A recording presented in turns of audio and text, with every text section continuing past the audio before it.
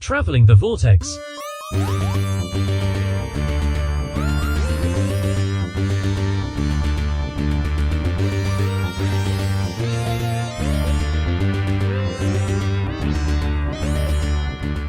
We join the Doctor as he travels the Vortex and arrive at episode 551.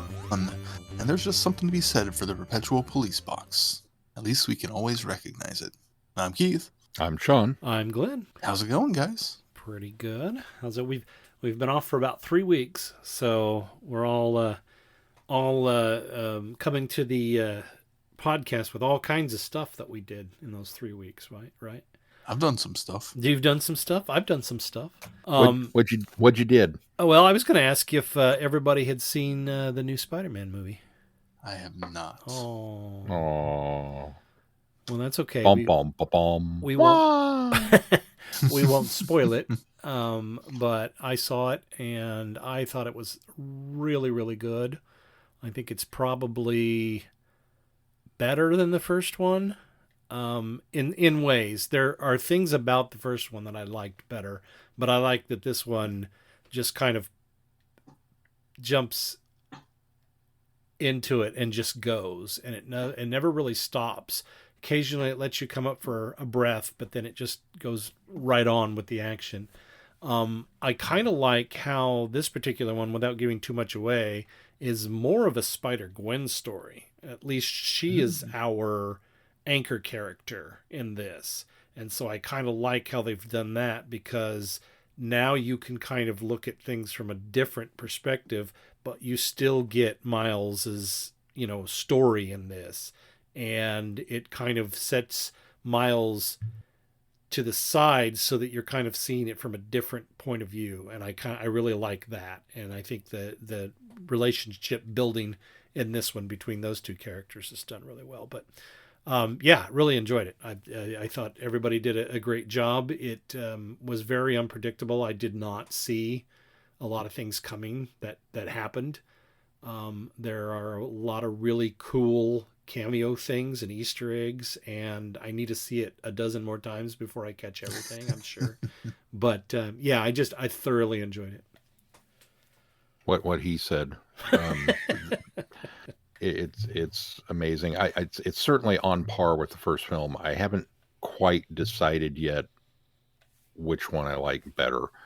I think the first one has a little more humor to it that I appreciate, because the themes and the weight of everything that's going on in this one is much heavier. Because the stakes have gone up. It's not to say that it's not funny, because it is. But there's a part of me that wants to say, well, I like the kind of lighter touch of the other one better. But then, man, the story in this was just so good. So they're kind of jockeying for position. So it's at least as good as the first one. Mm-hmm. It again, not without spoiling anything, but it opens with kind of a very similar narrative structure to the first one, but with Gwen kind of taking you through, her origin story. And it's so detailed and so involved and so well done. And there's so much of it. I mean, it felt like it was probably half hour or so of that. And then the title card comes up. Yeah. And my brain literally had to go, yeah. Oh, yeah, there's like a whole movie still. One of the longest pre-credits scene I've ever seen in my life. Wow. But it was amazing. Like, if the end credits had rolled at that point, I'd have been completely satisfied walking out of the theater. That's how good it was.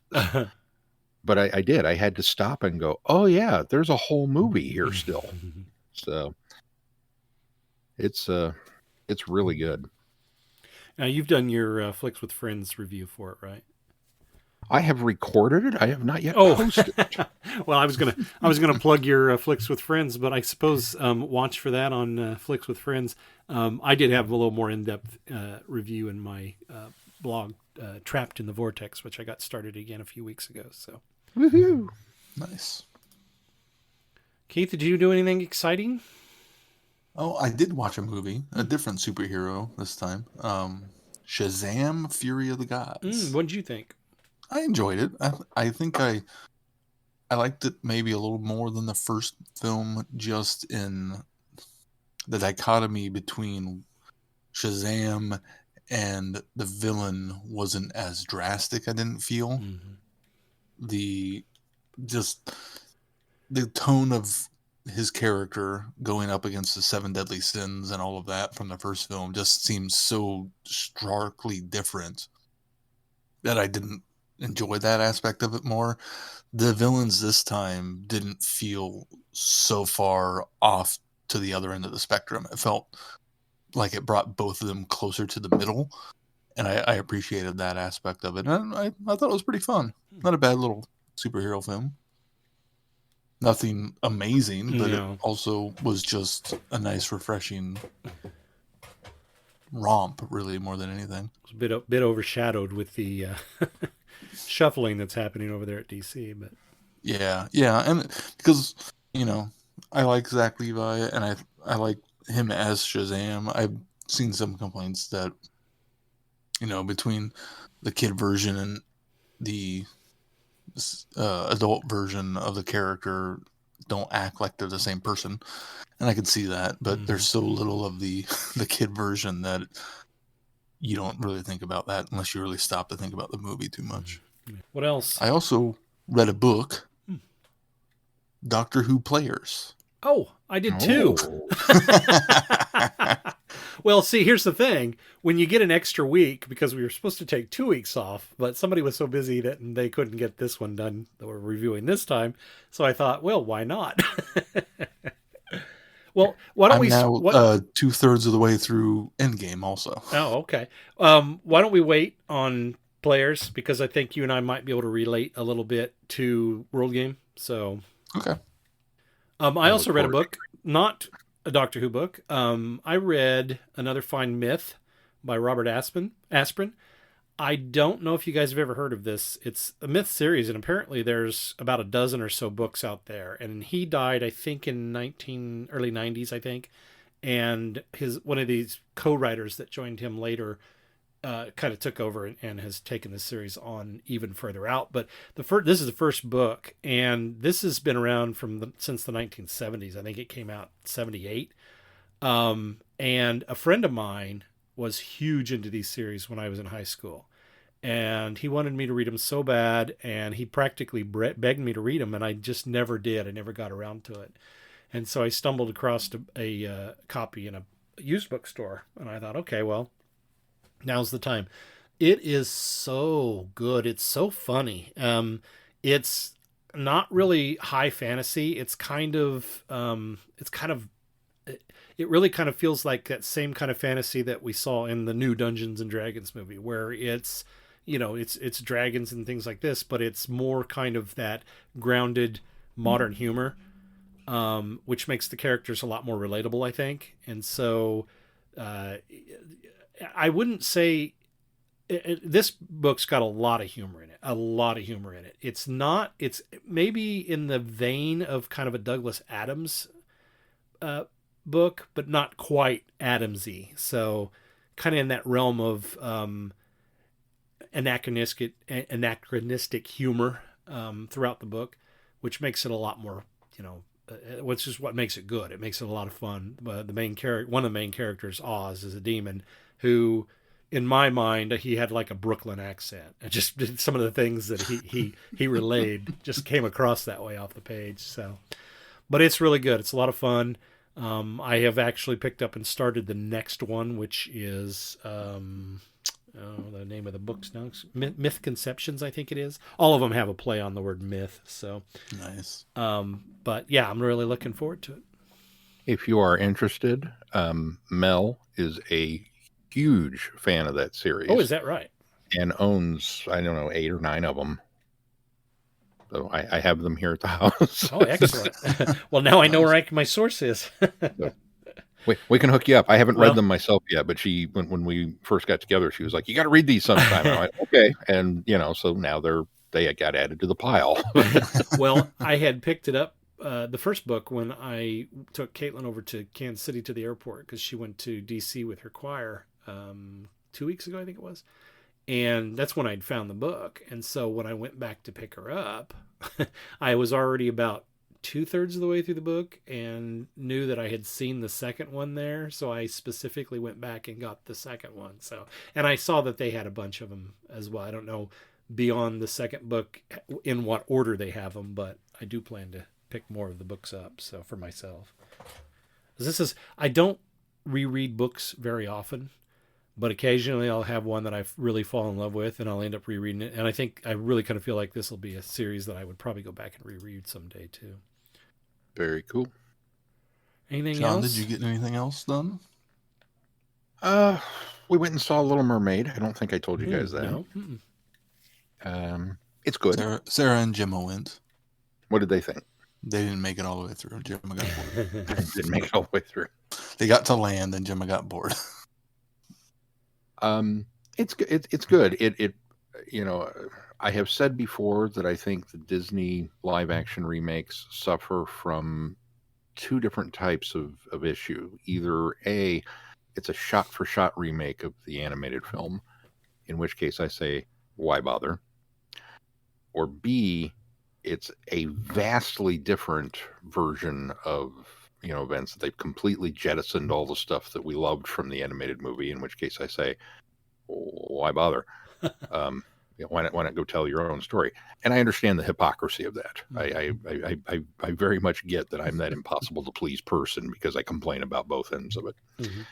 And this one is, honestly, it kind of straddles the line. It's got a foot in both worlds. It's very, very beat for beat the animated film, but they do some things differently. They do take a couple of risks with stuff and change it up. And it's got some beautiful singing, some fantastic acting, particularly Melissa McCarthy, who just is absurdly excellent as Ursula. And she's really channeling Pat Carroll. It was that impressive.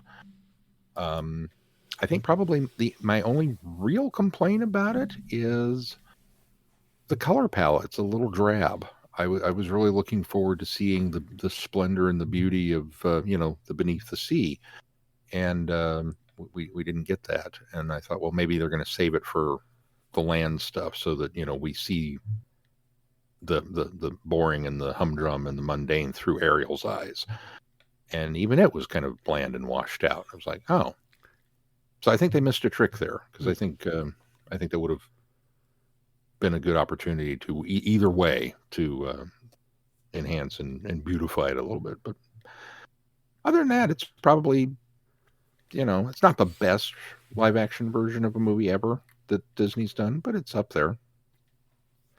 I don't know if it was. I heard visually that it was very dark. Yeah. Yeah. I think that plays into it with it was just a little drab. Yeah. It's interesting that the one actor that you focused on was Melissa McCarthy. With most of the reviews, that's everybody's least favorite performance. So I'm really, it's kind of interesting that you came to it with. I hadn't heard that. I thought she was fantastic. I don't remember which Tuesday night it was, but we saw you getting refreshments at the concession stand before you went into one film, because we were over playing Friends Trivia. Oh, nice. My youngest is obsessed and has gone through the entire series, probably on their third time through now. Oh, wow. And so we went to this thing, and thanks to him, we took it home. So we won the whole thing. Nice. So, yeah, that was something else we did. A lot of fun. I'd say it would have had to have been, we were either there for Little Mermaid or Fast X. I was going to say, Fast X was out that week, like the previous weekend, and I only saw you and Mel. I didn't see Shy, so I wondered if maybe that's what you were seeing. No, we had Shy with us. Oh, did Little you? Mermaid, well, maybe I just didn't see her. Yeah, I don't know. We get over there occasionally if the stars align on a Tuesday. So, well, congratulations to your trivia win. Thank you. Yeah, we've got a gift card to see a film now, so probably use it on a Tuesday so that we can afford for all of us to go. So I think it's only a $25 gift card, but Every little bit helps. Hi, I'm Rupert Booth. I am known as Paul Ferry. And my name is Barry Williams. Together, we host Time Ram. Time Ram's a cruel mistress. It's a random number generator. That also. We roll a number from 1 to 13, and that's our doctor. Then 1 to 300 for the story, and then we ram them together. Even if it doesn't make sense. Cruel, I tell you. Time Ram, putting the wrong doctors in the wrong stories, so you don't have to. You're listening to Traveling the Vortex. Anything else before we move on to news? Well, I listened to Big Finish story, and that will be my something new 2-minute review. I listened to The Lost Stories, Doctor Who, The Ark. So this is a Big Finish production where they found, or some archaeologists found the original script to The Ark in Space, and they adapted it and turned it into an audio adventure, and it is really good. It's very, very different from The Ark in Space. The premise is the same. You know, the Doctor, Harry, and Sarah Jane show up on the Ark, and things have kind of started to go awry, and they start helping people thaw out, and there's an alien menace that is on board. But the alien menace is vastly different, and it leads on a different path all the way through. It's got Sadie Miller as Sarah Jane Smith, who I think does a little better of a job this time than the last story we had listened to her on. And Christopher Naylor as Harry Sullivan was spot on. It sounded exactly like Harry the entire time. The story is interesting. It's an interesting what if. The Doctor is written very differently from the Fourth Doctor we're used to hearing in this. It's almost written with it feels First Doctor feel to it, because he's a lot more thoughtful. He's a lot more thinking things through, 7 steps ahead of everybody else of what's going on, which at times plays to the Fourth Doctor's strengths of being aloof, but it feels like he knows kind of more than what he lets on. And it's got some great action. It's a really fun way to explore what really could have been with this story. And that is my something new 2-minute review. Excellent. I'm looking forward to listening to those. I'd seen they were coming out now, and there's another one, the Daleks one, that I think looks like a lot of fun too. So you just gotta keep in mind as you listen that it's the alternate universe version of events. Right. Although, other than, they could have taken this story and plopped a different Doctor and companions in it, and it probably would have stood up okay. Because this is, the Ark in Space was at least the second Ark story we've had. Yeah. So it could have easily worked as its own original Big Finish story, not being a lost story. They all say, who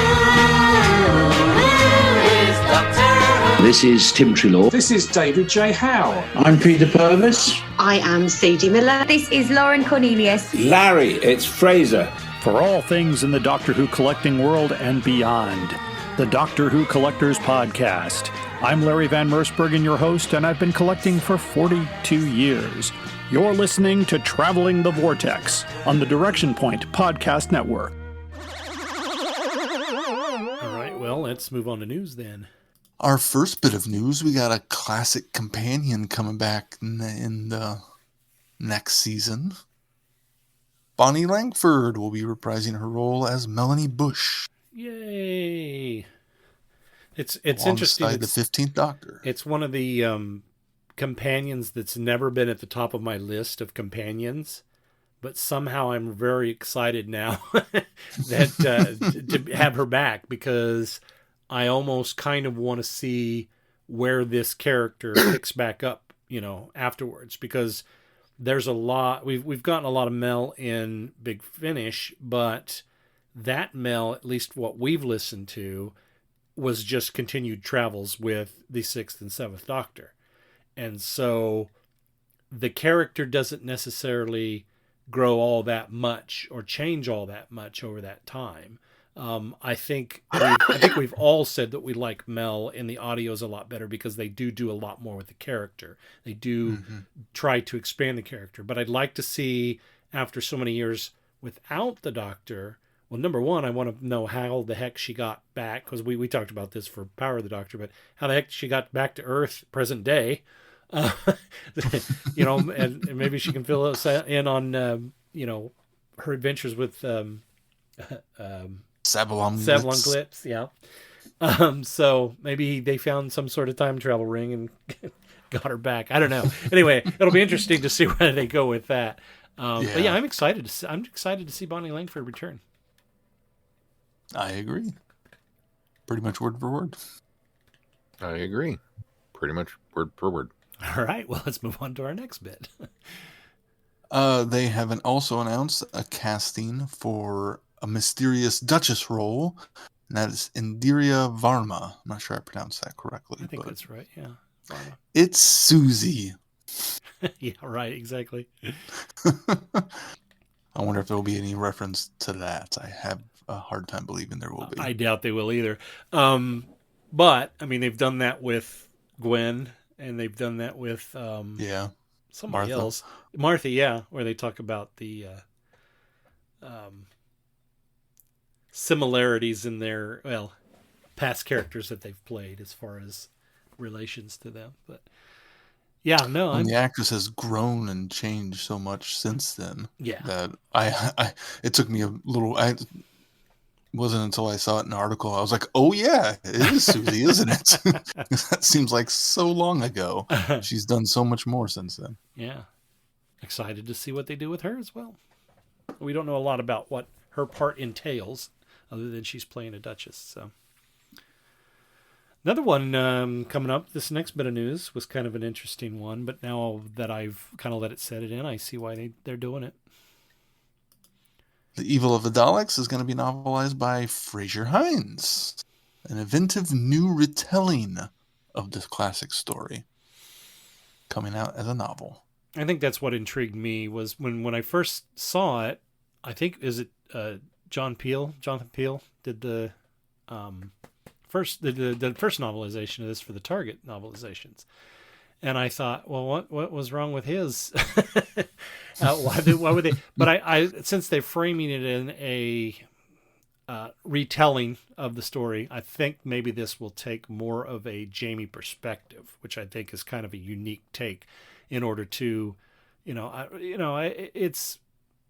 really kind of feels like a cash grab. We're going to release something that's already been released twice, once in film and once in print, and now we're going to do print again. But I kind of like this idea of taking it from the perspective of a companion that experienced it and seeing if you can kind of make it different enough and unique to make it a compelling story. So I'll be interested to see what they do with it. Well, and the way they're framing it, if I remember correctly, because it talks about in the press release that after defending a space station from the Cyberman incursion, the Doctor and Jamie, take Zoe with them, and giving her a warning, the Doctor places the TARDIS out of time and space and uses the mind projector to give adventures. And I think I remember that actually happening on television too, so it's like they're taking that perspective and adding Jamie's story to it. Yes, which I think is a clever way to go about doing it. And so nobody's confused. This is a Victoria story, but the premise is that they're showing Zoe this past adventure with that mind visualizer. So, speaking of which, that's going to come to play in Players as well. What do you think, Sean? You're awful quiet on this one. Initially, I was very much of the cash grab opinion, but hearing a little more about it, okay. Well, it could be an interesting way of doing it. Yeah. Well, and especially considering if it's from Jamie's perspective and what Jamie goes through in The Evil of the Daleks, questioning the Doctor as much as he does. Yes. It'll be, if they play that aspect up, it'll make it a very interesting story. Yeah, that's true. Right. That's true. And our last bit of news? I'll let you take this one, Glenn. Yeah, so this is the we finally got the details on Doomsday, the multimedia event that they're going to do an hour-by-hour timeline breakdown of the character who has she's got 24 hours to save her life. She's got to find the Doctor. So they went ahead and released some details on this, and it looks like we're going to get hour 1 will be a digital release. Hour 2 is going to be 2 through 5 are going to be a 16-page comic in Doctor Who magazine coming out later this month, just actually next week. And then hours 6 through 7 is the Titan part 1 of the Titan comic involvement. And then for hours 8 through 9 is A Doctor in the House. Oh, that's part 2. So yeah, 8 and 9 are part 2 of that series. So those are back to back. For hour 10, it's AI and the Doctor. That'll be the Lost in Time East End Games that Keith reviewed a few weeks back. That's the video game that you can play on mobile, passive video game. Hours 11 through 14 is Extraction Point, and that'll be our novel from Penguin Random House and M.G. Harris. And then hour 15 is Wrong Place, Wrong Time. That's the second part of the Doctor Who Lost in Time. Theirs is split up. I knew one of these entities was split. Hour 16 and through 19 is From Doomsday, and that is the BBC audio that's being released. And then hours 20 to 23, Dawn of the Everlasting, will be the big finished production offering from those guys. And then it will wrap it back around for the 24th hour, I believe, will be back to digital, and they're going to close it out, I think, on the website, probably like they have done now. The first one is already available on the Doctor Who website, doctorwho.tv, so you can go there and read that short story. And I think, if I remember right, who wrote that? I had that in my head. I think it's what's his name that did the James Goss that did the what was the last crossover event they did? Time Lord Victorious. Oh, Time Lord Victorious. Could not think of what it was. I think it's Voss. Yeah, or James Goss. Yeah, he wrote hour 1 of this, so it's interesting that I wonder how much of a hand he's got in this crossover event as well. It may be worth mentioning now that if it sounds like Doomsday is going to be a fairly big chunk of things to review, it is, and we will be adjusting the upcoming schedule accordingly to incorporate more of it, and we will be putting our Time War discussions on hold, at least temporarily, as we have mucho content for the 60th anniversary and a lot of Season 6B stuff to do as well. So we'll get more into that later when we do the schedule, but just give everybody a heads up on that. Absolutely.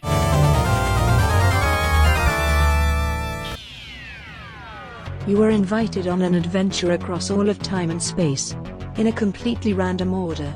It's the Police Box in the Junkyard podcast. Jump in the TARDIS with your hosts, Eric Gulbranson, Asad Kheshki, and Matthew Kressel. Explore Doctor Who TV stories, audio adventures, and books, both novels and non-fiction. The Police Box in the Junkyard podcast. It's the entire Whoniverse on shuffle. The Police Box in the Junkyard podcast is a member of the Direction Point Network and is available about once a month wherever you find your podcasts. You are listening to Traveling the Vortex. This week's review is Doctor Who World Game, the Past Doctor adventure book featuring the Second Doctor. By Terrance Dicks.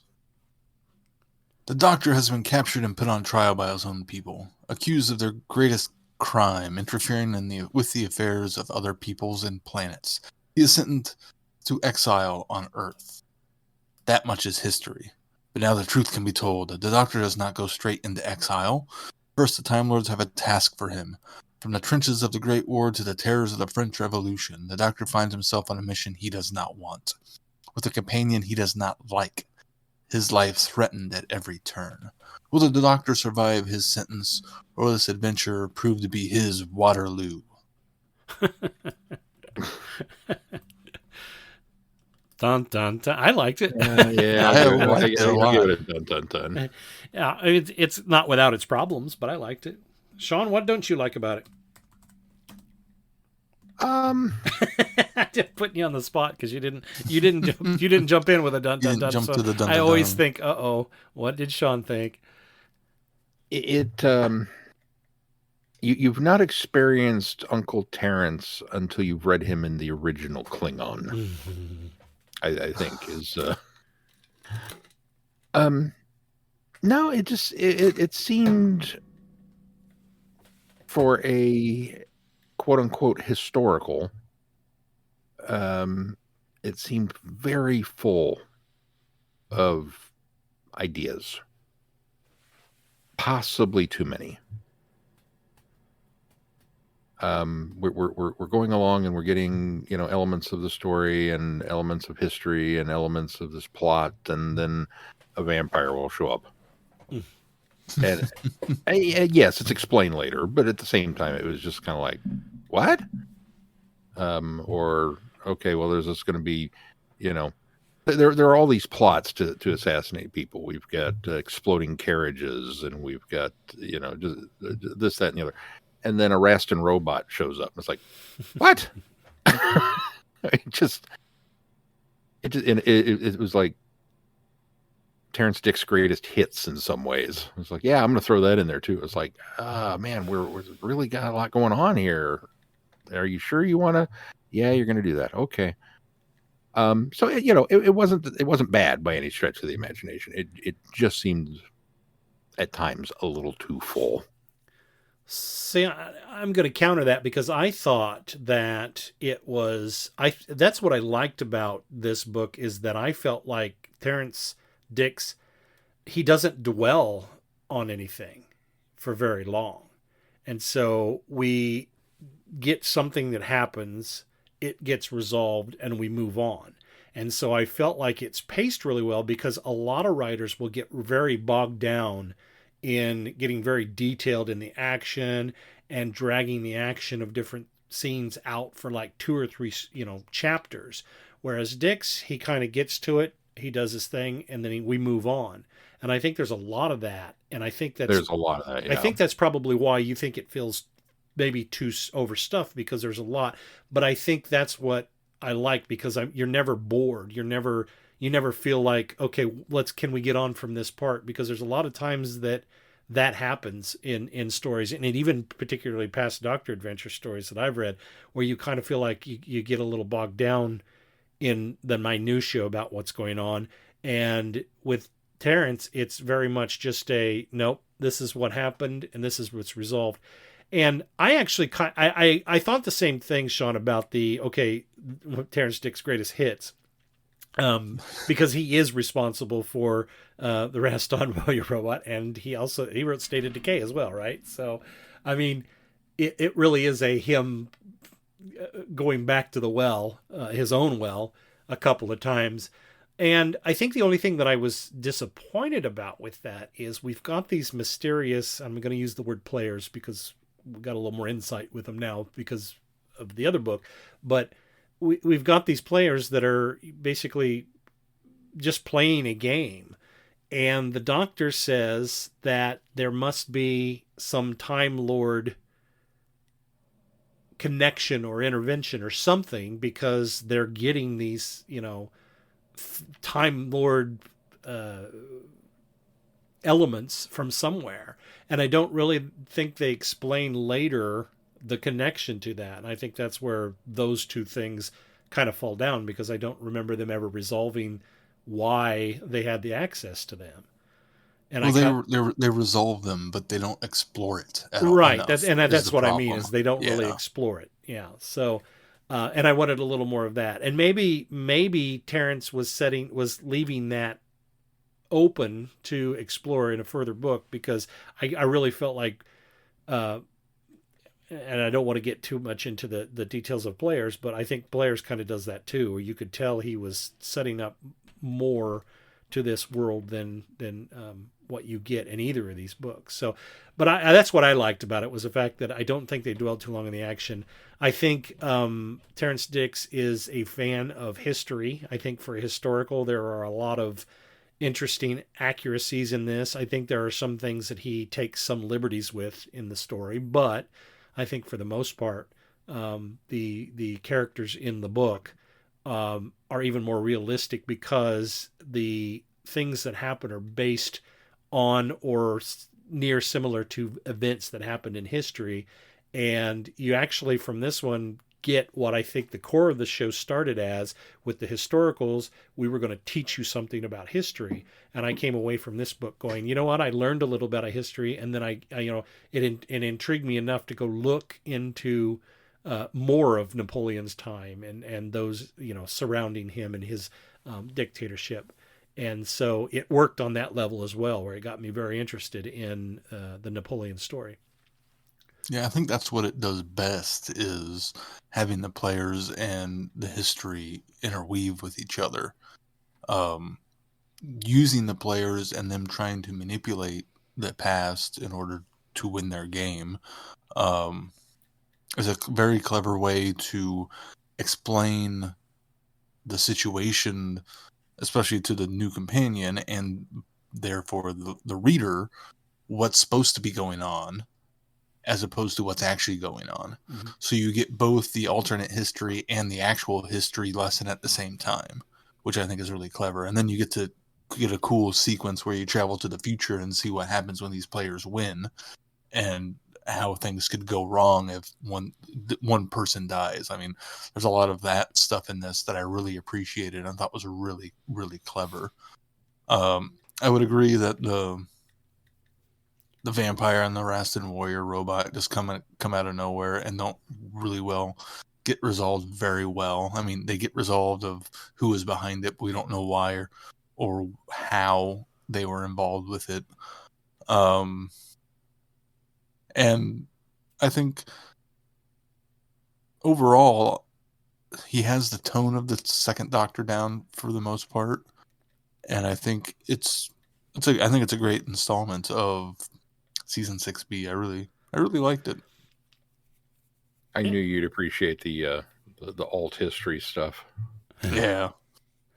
Well, and just, I don't know much about Napoleon or what was going on, so on the heels of Reign of Terror, which had nice references to, getting kind of a crash course in what's going on in France at the time was a nice way to, bring me up to speed and make me not feel dumb while reading the book. Mm-hmm. Mm-hmm. I think the biggest problem with the Napoleonic War stuff was that there was not one water slide at Waterloo. That's clearly been established in history. So I wasn't sure about that. So now, as it relates to season 6B, here's what I'm finding with at least these takeoff stories that we've, and I call them takeoff stories because these are the stories that are supposed to lead us into season 6B. It really kind of feels like everybody's just kind of doing their own, this is how season 6B gets started, or this is how the Doctor gets recruited into the Time Lords. And I kind of feel like I'm having to do mental gymnastics to make everything sort of work, because it's like every story we've done so far, and one of the stories we've done so far has been a Terrance Dicks story, is where we're establishing at least 3 different ways that the Time Lords are recruiting the second Doctor in order to work for them, for the CIA. So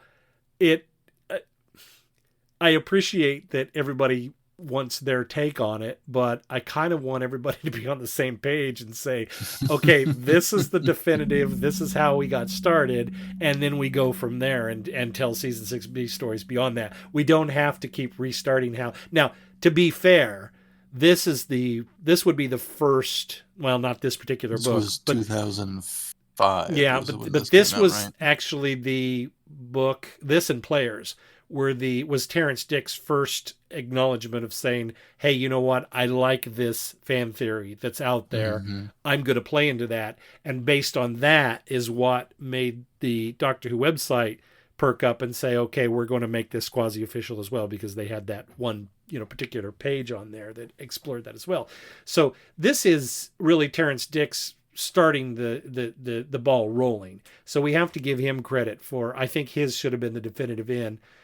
Not that it doesn't make the Big Finish story, Second Doctor Adventures, work, because I think that, again, you can do some mental gymnastics and finagling and use Terrance Dicks' short story that he wrote that, does the mind wipe kind of thing where the Doctor kind of resets and doesn't realize what's going on. I think you can, if you really got down to the minutiae of it, you could kind of, jump through some hoops and make it work. But I just really I want to get away from them telling us that how he started now, because I'm getting kind of, it's getting a little convoluted. Let's just get on with it. Well, that's the brilliance of that short story that we reviewed last time, is that it gives us a fresh slate anytime we have one contradicting story of how it starts or anything else. It's just okay, from the Doctor's perspective, it's a brand new time. It's a brand new time. It's a brand new time. So it doesn't, now that we've had that short story, none of that bothers me anymore. Yeah. I just to touch on the Players a little bit, the book that the Players was actually the first book that Terrance wrote that connected season 6B. It precedes it, Sixth Doctor and Perry's story, and it's the first Players in general. Yes, that's where they first appear. Yes, that's where they make their first appearance.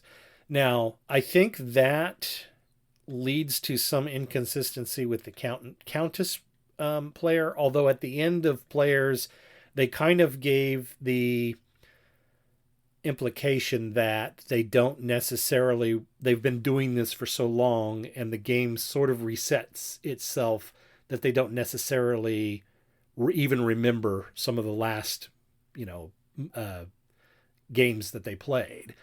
So I kind of think that's a pass to give you, okay, well, that's why the Countess is a bit inconsistent here, because now we're technically going back and telling the Second Doctor story, because Sean, when the Doctor goes off to check out if his friends had been returned to the right timelines, and he goes away, and they do the little setup with Serena in the office that, she's going to kind of be his, carer and watch over him and make sure he does everything right, doesn't, get out of hand.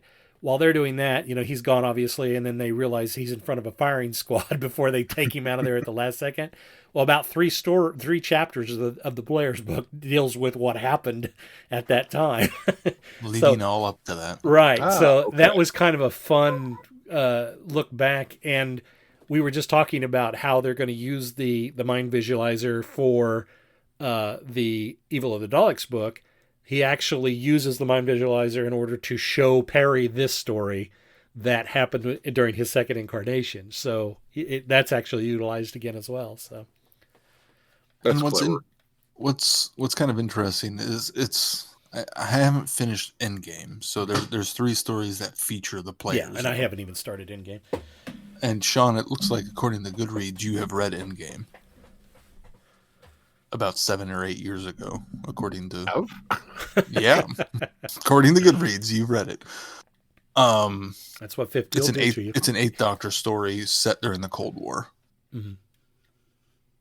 But what's kind of... well, I haven't met her yet, but I understand the Countess even shows up in it. Mm-hmm. I will have to put the jumper cables on my brain and look into that, because if it says I did it, I must have logged it. But what's kind of interesting as far as like the player context goes, it seems there's several references within, I think, the Players and World Game about their ability to time travel also. Mm-hmm. So it almost comes across, of course, not having finished Endgame, it almost comes across like they did this stuff with Churchill, failed, did this stuff in the Cold War, failed, so they tried to go back further for Napoleon, and then failed and gave up. So that makes sense, and that actually works better along the lines of how this is told, because I think the other thing that, and this doesn't work for this now that I think about it, but the other thing that bothered me was that I felt both books, World Game and Doctor Who, gave the impression that they were traveling through time. But then in this particular book, World Game, they're deciding that they want to capture the Doctor's TARDIS in order to utilize that, because there's something is said that makes you think that they don't necessarily have the time travel ability that they want to have. And so it almost feels like they're going to take his TARDIS in order to do that. And I thought, okay, well, wait a minute. How are they already traveling through time and they need the ability to travel through time? That seemed a little inconsistent to me as well. Yeah, now that you mentioned that, I remember that also. So it's just inconsistencies within his own writing, really, more than... Yeah, probably, yeah. And not knowing how Endgame ends. I mean, because the way World Game ends, it's kind of like okay, Doctor, you beat us, we give up, we're going home. And they've been doing this for how long? And really, I don't buy that. Right. It seems like they need to be defeated more thoroughly, or something more concrete than just, okay, we give up, you win. Which is how the book ends, which is kind of a disappointing ending, honestly. Is well, okay, we defeated them in this situation, and it does give that feeling of, okay, there's going to be a continuation of events with these players trying to interfere and play their game. Right. But now, having read Players and mostly through Endgame, it doesn't seem like he really followed through on that. Okay. Well, apparently I gave it 3 stars, but did not leave a review. I'm assuming it was one of the times where we did all our own book reviews. I think there was... Was there one time where we... You're right. Where one of us was gone, and Sean and I... Or I must have been you, Glenn, or I guess I could have been gone. Yeah. And because I know there was one point I did a 8th Doctor story, 8th Doctor book. I don't know if that was at the same time. I remember the description here is absolutely no help, because the Doctor has amnesia. Oh. It's very much a spy. Again. A spy game. I want to say that I do remember this, but I don't know that I can see a whole lot of parallels for how that particular story fit in with the Players. Maybe I'm wrong. And so far in Endgame, it's been very player light, which has made it a little bit of a slog. So just heads up, Glenn. It's a fine spy Cold War story so far, but the Doctor's not the Doctor because he has amnesia. A little too violent sometimes in my taste, and there's one player so far popping up occasionally and not very often. It's too bad it's too bad that Terrance Dicks couldn't write the 8th Doctor very well, because that was the one, the 8 Doctors, the one that kicks off the 8th Doctor adventures, has always been kind of panned by fans that it's not very good. I enjoyed it. I loved it. I read it and loved it, but he certainly doesn't get the 8th Doctor right in some occasions, and maybe because they were the first ones doing it. Obviously, those were the first 8th Doctor stories that were out there. That was pre-Big Finish. That was, right after Virgin New Adventures. So maybe he was just finding his footing. Well, and even, I mean, I can kind of excuse what he's doing because the Doctor has amnesia yet again. But yeah, as far as Endgame goes, it's not quite as grabbing of a story because there are some historical characters, but there's no one real persona that it's circling around like it did with Churchill and it did with Napoleon. Okay. Does the Doctor still have 2 hearts? He does. Okay. I think. At one they time, haven't really mentioned it. At one time in that era, and the only reason we know that is because it's brought up in one of the books that we reviewed, he's without one heart for a while. They did make reference that when he's in the hospital that they had some very confusing results and just kind of overlooked it. But back to this one, I thought it was an enjoyable read. I think that that's what I like about Terrance Dicks so far is yes, maybe there are a lot of things happening here, but I think to its benefit for me that I don't get bored with what's happening, because something happens, there's a climax, it's resolved, and then we move on to the next thing. And I sort of liked the idea of them jumping around and having to go be one step ahead of the Countess in most instances so that they could, thwart any interference that was happening. And what I really liked, and I didn't expect to, because when they set the character up, you're not supposed to really kind of like her because you think she's going to be this staunch, by the book, sort of how, early days Romana, and they're always calling out the Doctor and reeling him in, but Serena really doesn't. She kind of, that character I think is built upon and to a point where you have a lot of sympathy for her. And then when she ends up in front of the bullet to save the Duke, it's like, whoa, wait a minute. Or not Duke. I'm getting my books crossed. Oh yeah, the Duke of Wellington. No, that was a Duke. Yeah. And so when she ends up taking the bullet, I'm like, no, I was really liking this character. Why did you take her away from me? I would have liked to have seen this go on. Maybe he could have, traveled with her for a little while and they could have had a few adventures, but now she's gone and I'm so upset.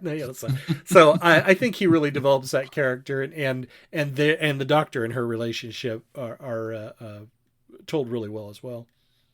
Yeah, I agree. I really came to like her. I agree as well. It's something that I did not expect to. In fact, I'll be honest, I was dreading her a little bit when she was first introduced, because it's like, oh, you've got a new Romana. Oh, she's going to be that Romana. Okay.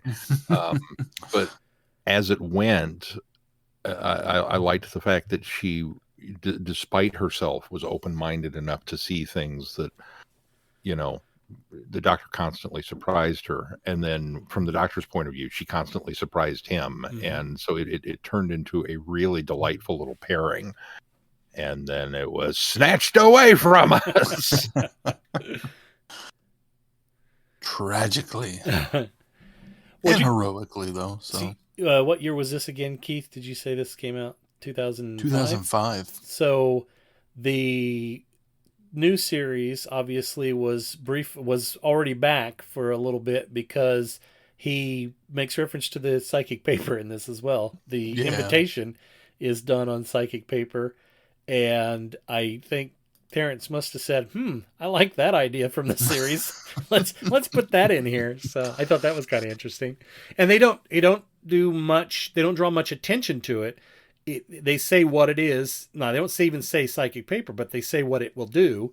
And you kind of take it from there. And then he kind of, after it's used, he kind of tucks it away and this might come in handy again sometime. And then that's all they do with it. So I thought that was kind of clever.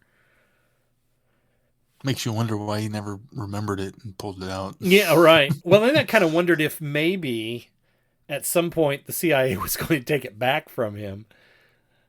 Maybe he got lost in the TARDIS. Maybe he that jacket that he had. That was the other thing about this and Players that I will say, is that the Doctor is out of costume, out of typical costume frequently. Terrance Dicks is not afraid to put the TARDIS away and set it aside. He uses it a little bit more in World Game because we have to bounce around more, but he's not afraid to put it aside and put the Doctor and companion of the book in, a townhouse or a hotel or anywhere that, to taking up residency for a short period of time. And so I kind of like that, because when you're dealing with a television series and you have only so many episodes, you don't really consider where is the Doctor staying at this time. if time passes for any length of time, the Doctor has gone back to the TARDIS in some instances in the TV show. In the book, where you've got a lot more of a long form to tell, and you've got so many more days to have the Doctor placed somewhere that makes sense as to where, why he's got to stay here for a while. Well, where do you put him? You put him in a, hotel, or you put him in. So that was really kind of refreshing to go, okay, that's something we don't get a lot of times from other media. And so I like that he's not afraid to do that here. And what's also clever is he sets up in players, or in... He retroactively sets up the bank account that he pulls from in players in this story. Oh, yes. Yeah. Which I thought was a really nice thing that he thought of to kind of tie it back to the original novel that spawned it all. Right. I forgot about that. I really liked it. This is a book that if I come pick up, or if I find somewhere, I would definitely pick it up, because I thoroughly enjoyed it and would probably go back and reread it again. I have to wonder how much of a resemblance, although they do make mention that, he's, if you got up close to him, you would obviously tell the difference. But I wonder how much that the second Doctor actually does resemble Napoleon. A short, little, dark-haired guy. Yeah. What do you want? They do certainly have that in common, I guess. With the hat on, I mean, come on. Yeah, the hat and the uniform, I suppose, and it's a dead ringer. Yep. Well, now we have to wonder if perhaps Salamander, if he perhaps is in some way a distant relation to Napoleon. Oh, yeah, there you go. I like it. I do too. There's a little headcanon for you.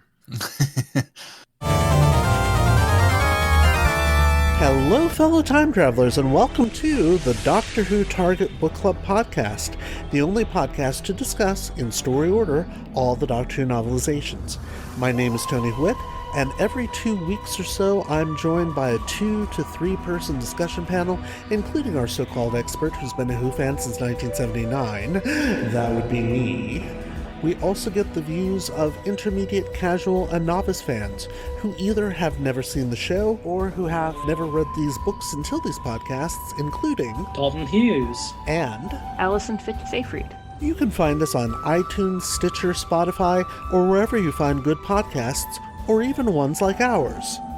You're listening to Traveling the Vortex, a Direction Point podcast.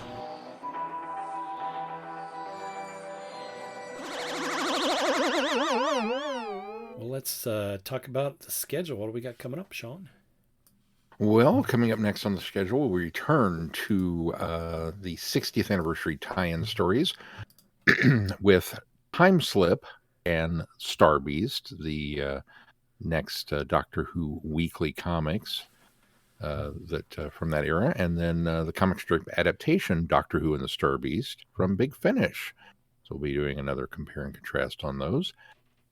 Then we get Once in Future, the artist at the end of the universe, continuing on with that Big Finish story, along with the next 4 comics in the ongoing 14th Doctor comic strip from Doctor Who Magazine and Liberation of the Daleks. So that'll be parts 5 through 8. And then some more 60th anniversary tie-in stuff with Doomsday. We're going to do the first hour of the aforementioned Doomsday, which was the social media on the Doctor Who website, and then hours 2 through 5, which are in Doctor Who Magazine. I believe it's 592, if you're following along at home. And then we will return to 6B. So lots of good stuff coming up. That's right. So keep it here, keep it close. And of course, you can find us at travelingthevortex.com. That's our website. There you can find a link to our Patreon page and consider supporting us. When you become a patron of the podcast, you unlock specials by us. We've got some more goodies coming up. There is I think the most recent thing is the Great Traveling Vortex quiz show number 5 is on there now. Or the quiz number 5 is on there. And then Sean's got some more Star Trek coming around the corner. The most recent thing we did was we reviewed Problem Child 2, which was our losing the Pod versus Pod Oscar contest against the ladies. So actually we didn't lose, we tied, but that was the movie of their choice for us to review. And so we've got that up on our Patreon, and you get that exclusively before other listeners do. So you can hear what we thought of that terrible movie. Not so terrible.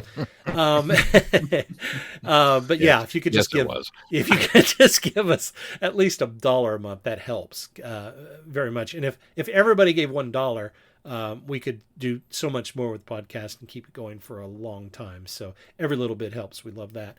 Also, please consider giving us a 5-star review wherever you subscribe to the podcast, and make sure you join in the conversations on our Listen Forum on Facebook. And you can follow us at Travel Vortex on Twitter. Give us a shout out there if you'd like.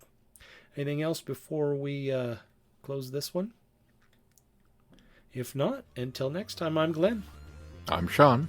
I'm Keith. Cheers. Good night, everybody. Be seeing you. Thanks for listening.